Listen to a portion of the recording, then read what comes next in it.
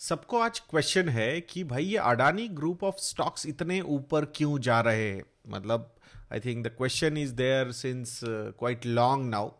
और किसी को एटलीस्ट डोमेस्टिक इंस्टीट्यूशनल इन्वेस्टर्स में तो किसी को ये समझ में नहीं आ रहा है, because I was reading the share holding pattern और analysing the share holding pattern of Adani group of companies, तो वहां पे मुझे इंडियन प्रमोटर्स का स्टेक अच्छा खासा नजर आ रहा है, फॉरेन प्रमोटर्स का स्टेक अच्छा खासा नजर आ रहा है, फॉरेन इंस्टीट्यूशनल इन्वेस्टर्स का भी स्टेक यहां पे बहुत अच्छी तरीके से नजर आ रहा है।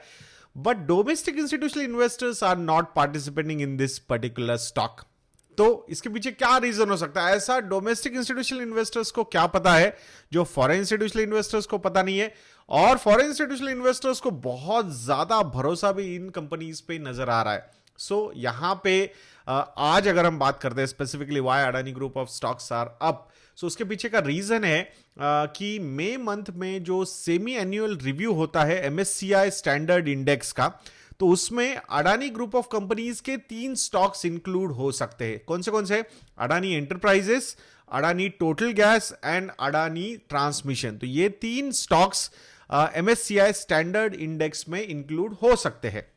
इसके अलावा there is another stock which is not related to Adani group of companies, वो है एसबीआई कार्ड्स एंड पेमेंट्स। तो ये भी एक स्टॉक है जो एमएससीआई के इमर्जिंग मार्केट के स्टैंडर्ड इंडेक्स में इंक्लूड हो सकता है।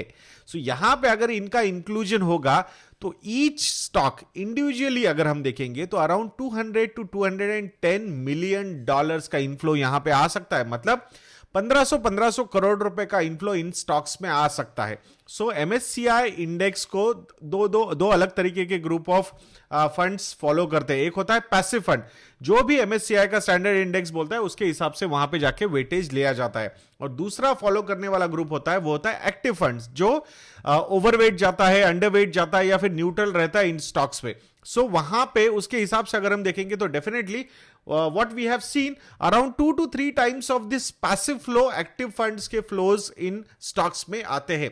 so एक इंटरेस्टिंग चीजें यहां पे नजर आ रही है। so market is looking quite positive about this news।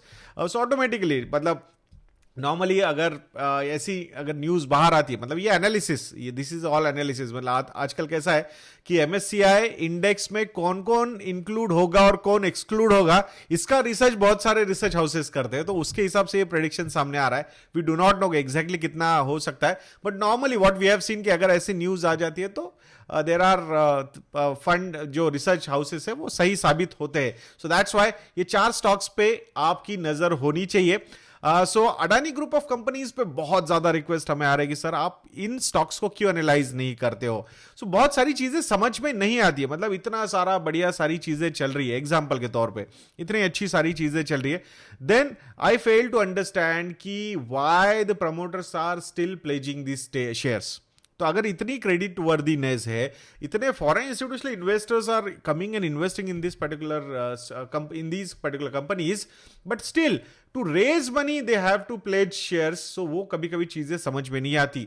So that's why ऐसा लगता है कि भाई कुछ चीजों के अगर आंसर नहीं मिलते हैं, so I think we can avoid some counters. Not necessary कि हर बॉल पे जाके मुझे चौका और छक्का मारना है, कुछ बॉल्स हमने छोड़ भी देने चाहिए। It's okay, it's a normal thing.